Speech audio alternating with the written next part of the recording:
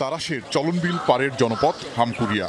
শত বছর ধরে এই পথে চলাচল এলাকাবাসীর। সেখানে এখন কাটা হয়েছে পুকুর। রাস্তার উপর ঘরও তুলেছেন আওয়ামী লীগ নেতা।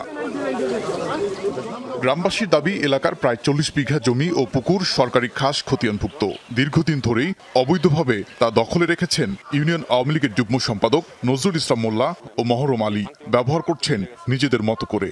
17 বছর ক্ষমতার বললে ওরা মাটি কাটিয়া ওই একমুড়া বাড়ি করিয়া এই গরমে এগারে অত্যাচারে না থাকবার বাড়ি আমাকে জেল পর্যন্ত খাটাইছে।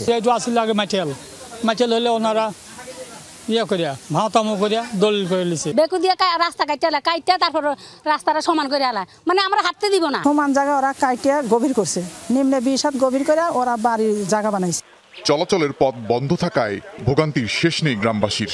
বিষয়টি সিরাজগঞ্জ জেলা প্রশাসন সহ বিভিন্ন দফতরে দফায় দফায় জানিয়েছেন তারা, করেছেন মানববন্ধন, সংবাদ সম্মেলন। তবুও সমস্যার সমাধান হয়নি। কোথাও রাস্তা বন্ধ করে পুকুর কেটেছে, কোথাও বাড়ি করার জন্য পায়তারা করতেছে, কোথাও আবার জনগণকে ভোগান্তি করার জন্য মিথ্যা মামলা দিয়ে তাদেরকে জেলে ঢুকানোর পায়তারা করতেছে। আমার বাবাকে জেল খাটাইছে, তারপর মামলা এখনো আছে। আমরা প্রশাসনের কাছে এটাই বলবো যে সুষ্ঠু একটা বিচার হোক।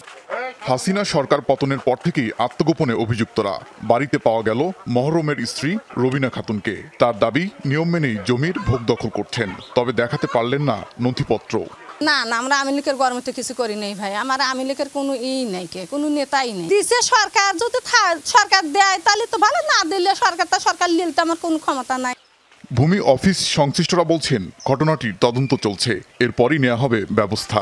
আমি ওখানে গেছি, তদন্ত করছি, প্রত্যক্ষভাবে দেখেছি এবং শুনেছি, এলাকার লোকজনের কাছে যা জেনেছি, আমি ওইভাবে একটা সুষ্ঠু নিরপেক্ষ তদন্ত প্রতিবেদন দেব। তারপরে ততটুকু জেনেছি যে ওখানে জনগণের রাস্তা নিয়ে ভোগান্তি হচ্ছে আর কি, সরকারি রাস্তা বন্দোবস্তের জায়গা নিয়ে তদন্ত প্রতিবেদনটা পাই, তারপরে সরজমিনে যাওয়ার প্রয়োজন থাকতে পারে আর কি বলে মনে হচ্ছে। হামকুরিয়া এলাকায় শতাধিক পরিবারের বসবাস। দ্রুত সমস্যা সমাধানের দাবি জানিয়েছেন তারা।